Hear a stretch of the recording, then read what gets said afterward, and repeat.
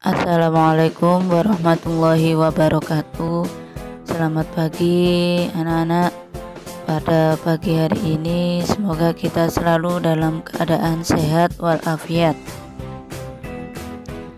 Baiklah anak-anak, untuk pertemuan pada pagi hari ini kita melanjutkan bab kedua ya, tentang teks iklan, poster, dan slogan. Untuk pertemuan kali ini subbab kita yaitu B. Menyimpulkan pesan dan informasi dalam iklan, poster, dan slogan dengan kompetensi dasar 4.3. Baiklah, kita mulai materi pada pertemuan kali ini dengan bacaan Bismillahirrahmanirrahim.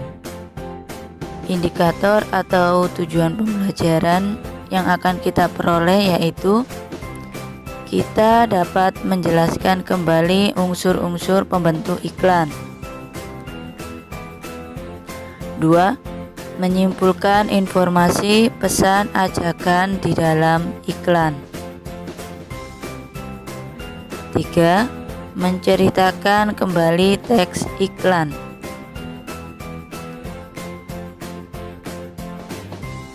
Dan materi yang akan kita pelajari yaitu 1. Unsur-unsur pembentuk iklan. Yang kedua, penyimpulan maksud suatu iklan. Dari pertama yaitu tentang unsur-unsur pembentuk iklan.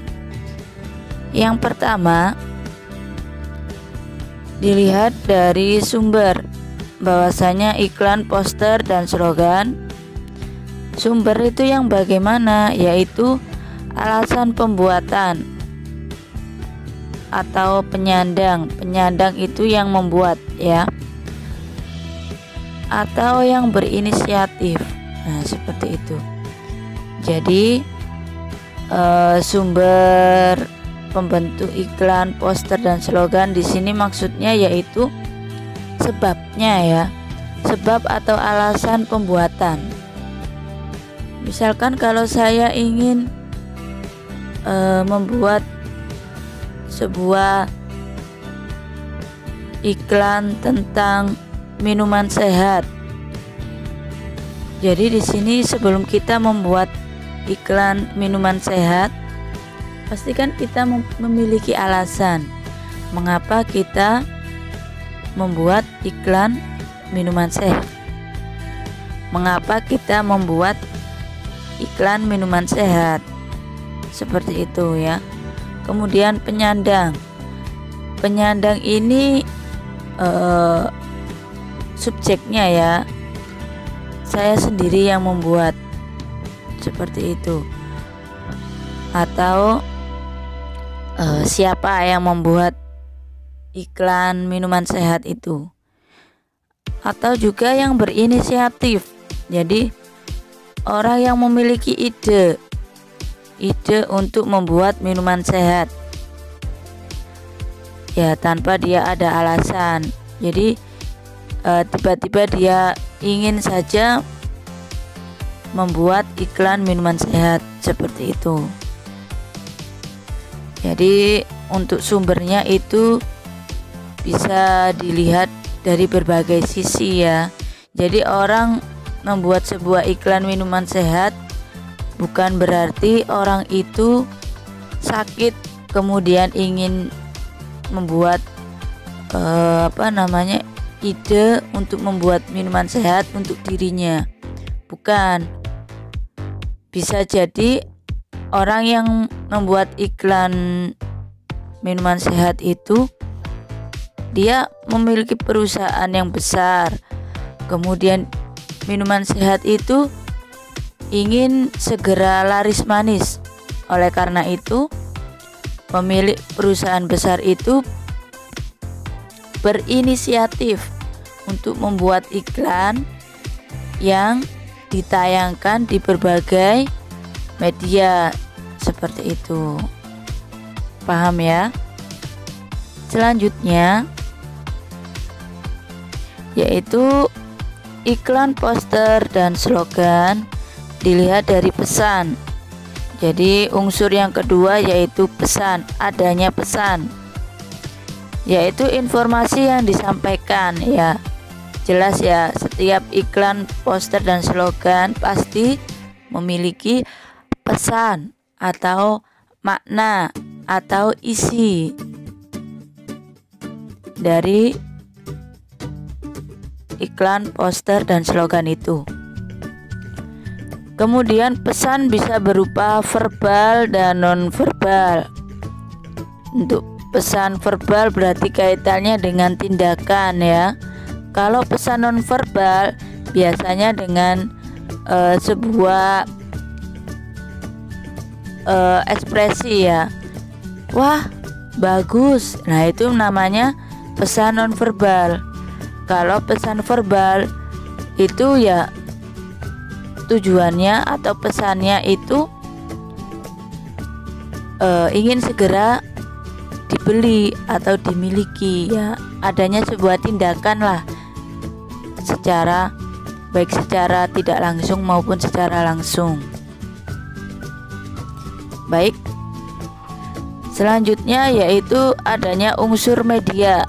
Nah, media itu tempat ya, tempat atau sarana yang digunakan supaya iklan, poster, dan slogan ini bisa dibaca atau dilihat oleh halayak umum.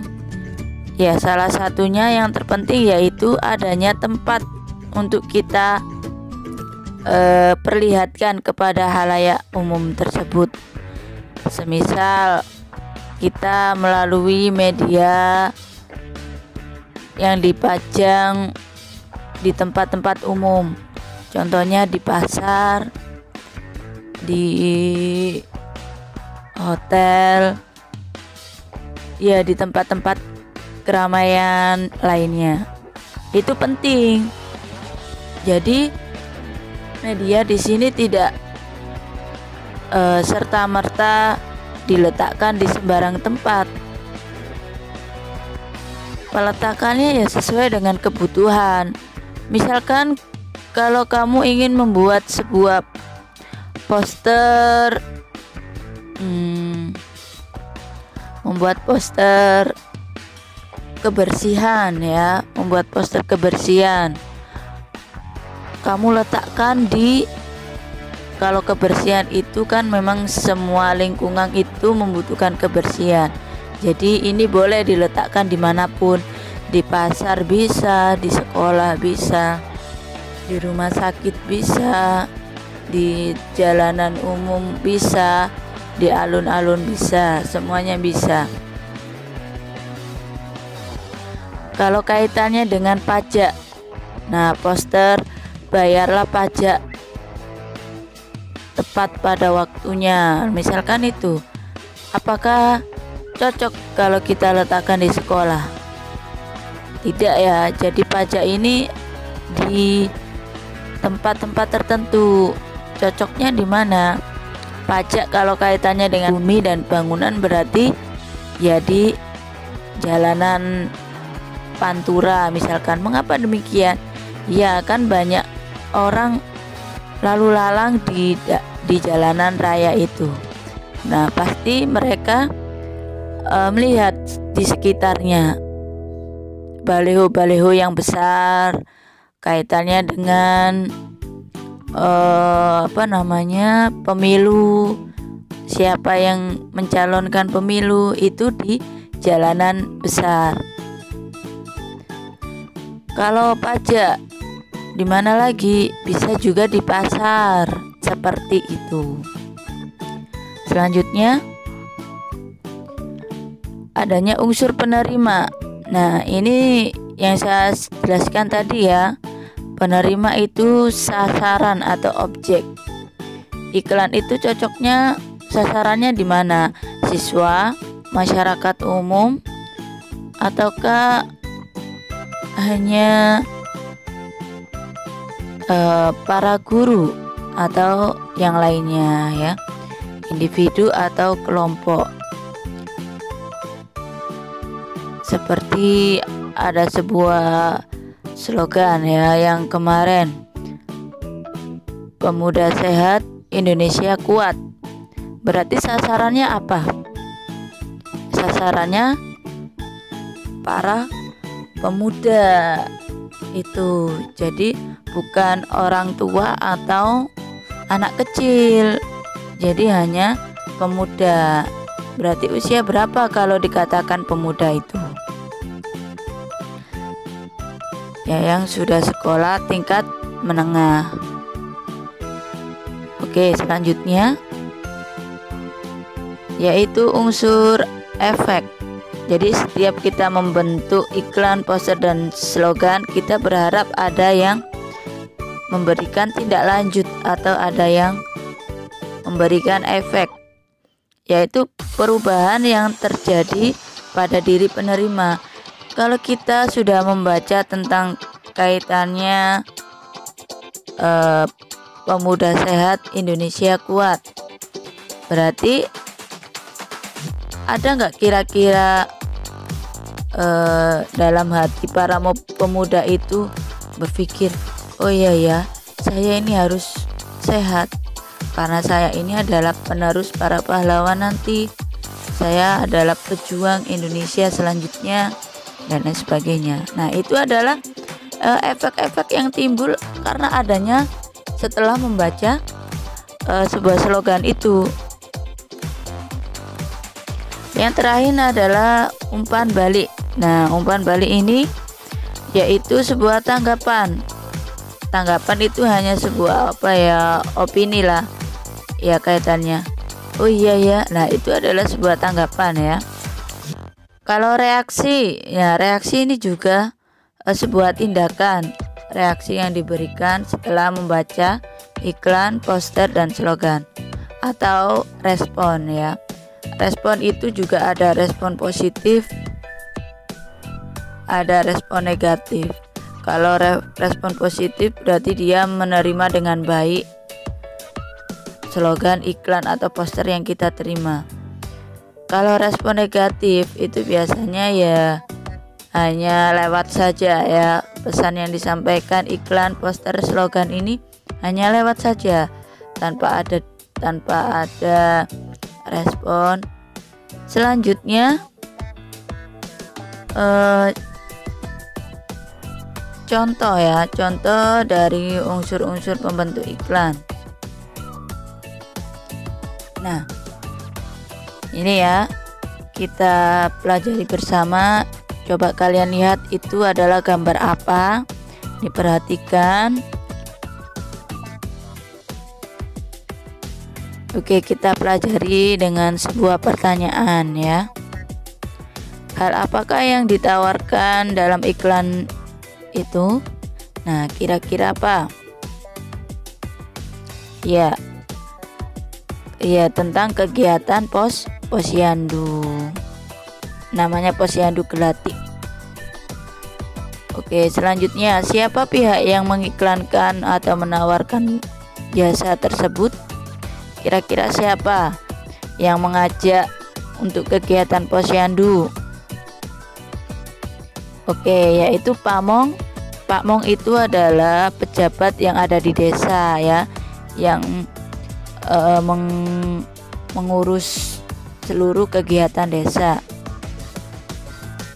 Yaitu Pamong bekerja dengan pihak kesehatan, bekerja sama dengan pihak kesehatan, yaitu bisa bidan, bisa dokter.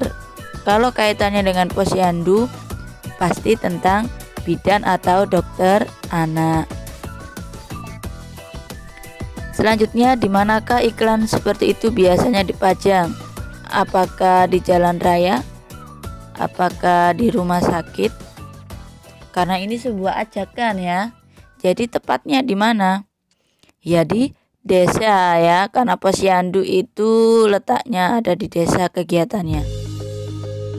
Selanjutnya, bagaimana bentuk respon yang diharapkan dari halayak dengan pemasang iklan tersebut? Responnya apa kira-kira? Ya, pemasang menginginkan masyarakat desa yang memiliki bayi balita untuk mengikuti kegiatan posyandu. Jadi di sini itu arahan ya, bahwasanya balita atau bayi itu harus ada kegiatan posyandu karena berisi tentang cek kesehatan anak seperti itu. Oke, paham ya. Jadi unsur-unsur ini yang ada harus apa ya, sesuai dengan iklannya, poster atau slogan. Lanjut. Yang kedua yaitu penyimpulan maksud suatu iklan. Yang pertama, langkah-langkah menyimpulkan teks iklan yaitu: pertama, bacalah dengan cermat pernyataan-pernyataan dalam teks iklan. Jadi kita baca dengan teliti ya. Misalkan iklan itu adalah sebuah suara, ya kita perhatikan, kita cermati. Atau sebuah iklan bergerak seperti televisi, ya kita cermati iklan tersebut. Yang kedua, temukan ide pokok dalam teks iklan, ya kita cari informasi penting yang ada dalam teks iklan tersebut. Kemudian kita susun pernyataan berdasarkan ide pokok dan kata kunci dari kalimat penjelas dengan kalimat sendirinya. Setelah kita mencari hal-hal atau informasi penting dalam iklan tersebut, kita susun ya, kita bentuk dalam sebuah paragraf, ditambahkan dengan penjelasan kalimat kita sendiri ya, dengan catatan tidak keluar konteks, tidak ditambahi atau tidak dikurangi informasi yang ada pada iklan tersebut.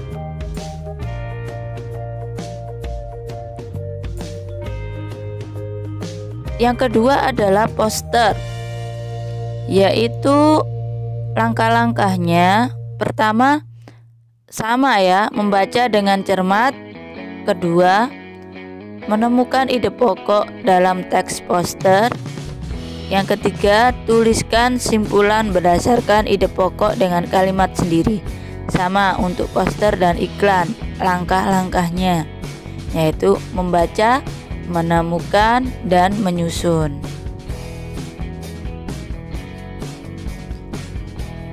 Slogan juga sama, yaitu langkah-langkahnya membaca, menemukan ide pokok.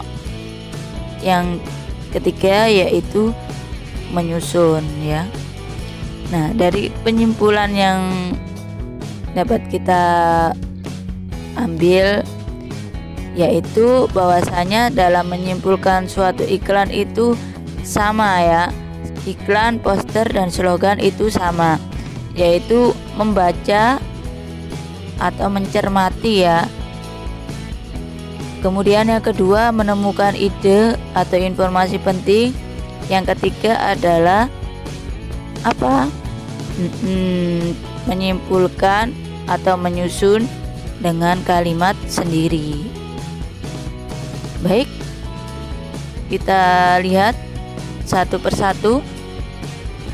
Ini contoh sebuah iklan. Nah, ada iklan apa kalau kaitannya dengan Xenia? Ini penawaran atau sekedar informasi atau yang lainnya. Kalau sudah disebutkan harga, pasti ini salah satu iklan niaga. Iklan niaga itu iklan jual beli barang atau jasa, namanya iklan niaga. Oke, kalau kita melihat iklan seperti ini namanya iklan cetak ya, karena tulisan. Kalau di televisi namanya iklan elektronik. Bagaimana caranya kita menyimpulkan maksud iklan ini? Ya, kita ambil hal-hal yang penting, yaitu siapa yang menawarkan mobil, berarti dari mana, Ini ASKO Daihatsu ya, dari pabrik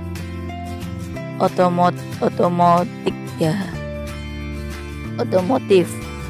Kemudian mobilnya namanya Xenia WTI Extra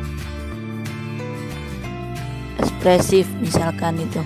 Kemudian harga ini juga perlu kita catat, harganya 115,4 juta, angsuran mulai 2,32 juta. Nah, setelah kita memilah informasi-informasi penting, kita menyusun dalam bentuk paragraf. Ini contohnya, iklan tersebut menjelaskan tentang perusahaan otomotif PT Daihatsu mengeluarkan mobil dengan merek terbarunya bernama Xenia WTI dengan harga 115,4 juta. Dibayar cash atau kredit. ASKO Daihatsu menyediakan mobil Xenia ini yang dilengkapi dengan banyak kelebihan dan keunggulan. Salah satunya adalah hemat bahan bakar, minyak, dan ramah lingkungan dengan variasi warna dan bentuk. Nah, di sini kita bisa mengetahui ya makna dari suatu iklan ini. Seperti itu. Jadi tidak perlu juga semua dijelaskan. Ini ada warna hijau, ada warna putih, ada warna biru, ada warna merah, ada warna hitam. Tidak perlu ya, nanti satu buku full itu juga bisa. Jadi cukup satu paragraf di mana pesannya itu menyeluruh ya. Menyeluruh itu maknanya ya semua iklan ini bisa tersampaikan. Tidak perlu juga ini yang paling bawah tulisan kecil-kecil ini. Jika memang tidak penting ya tidak perlu ditulis semua yang ada pada iklan ini. Ya, cukup ditulis variasi warna dan bentuk. Nah, ada mobil box, ada mobil pribadi, ada mobil tumpangan isi 4, isi 6. Nah, itu tidak perlu kamu sebutkan satu persatu. Cukup dengan istilah variasi warna dan bentuk. Nah, itu ya bahasanya. Jadi tidak terlalu panjang lebar, cukup jelas informasi yang disampaikan itu. Kita lihat contoh yang kedua, yaitu kaitannya dengan poster. Nah, ini hidup sehat tanpa merokok. Ini sebuah poster kaitannya dengan larangan merokok.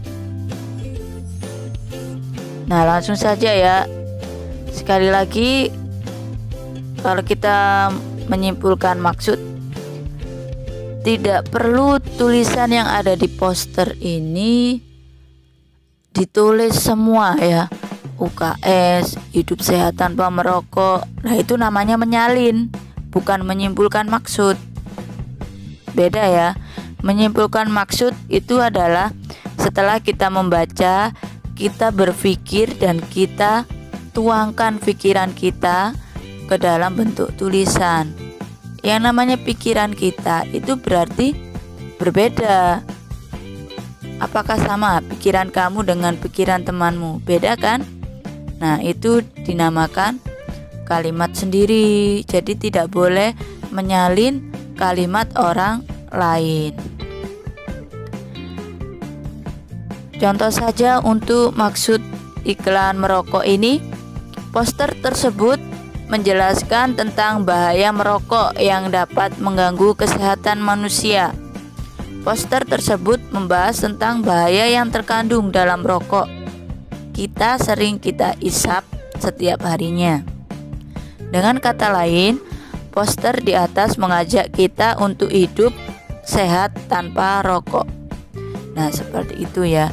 Jadi kalimat-kalimat penting kita tuangkan dalam simpulan iklan. Cuma isinya tidak semua yang ada di poster itu ditulis kembali. Paham ya? Selanjutnya yaitu contoh slogan. Oke, ini ada slogan, jika kamu gagal mendapatkan sesuatu, hanya satu hal yang harus kamu lakukan, yaitu try again, mencoba kembali. Langsung saja untuk maksud iklannya, yaitu slogan tersebut menjelaskan tentang bagaimana kita bangkit dari kegagalan yang kita alami. Slogan tersebut mengajak kita untuk selalu berusaha dan tidak pernah menyerah.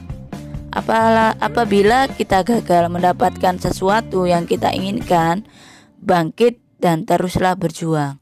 Nah, makna try again atau mencoba kembali dijabarkan dengan kalimatnya sendiri, yaitu bangkit dan teruslah berjuang. Nah, ambil kata-kata yang bersifat memotivasi seseorang, karena slogan ini adalah slogan pendidikan, yaitu motivasi, bentuk motivasi. Baiklah anak-anak sekalian, selanjutnya ya, untuk menyimpulkan maksud sudah paham ya. Selanjutnya yaitu menceritakan kembali teks iklan, poster, dan slogan. Perlu kalian ketahui, yaitu dibandingkan teks lain ini misalnya teks prosedur, teks berita, itu ternyata teks iklan, poster, dan slogan itu merupakan teks yang ringkas, padat ya, dan jelas. Susunannya juga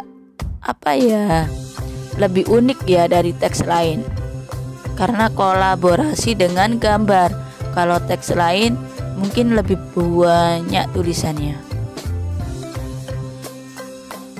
Selanjutnya, hal itu terkait dalam ruang yang diperlukan dan biaya yang harus dikeluarkan. Semakin luas ruang yang diperlukan untuk penayangannya, semakin besar biayanya. Oleh karena itu, kata-kata dalam iklan harus diperhitungkan keefektifannya. Nah, makanya dalam penulisan teks iklan ini tidak boleh menggunakan kalimat yang berbelit-belit ya, karena untuk teks iklan, poster, dan slogan ini ada biayanya, penayangannya, baik itu penayangan dalam media cetak maupun di media elektronik, baik dipasang di tempat umum maupun di tempat-tempat khusus. Itu ada prediksi biaya administrasinya. Ini yang membedakan dengan teks lainnya.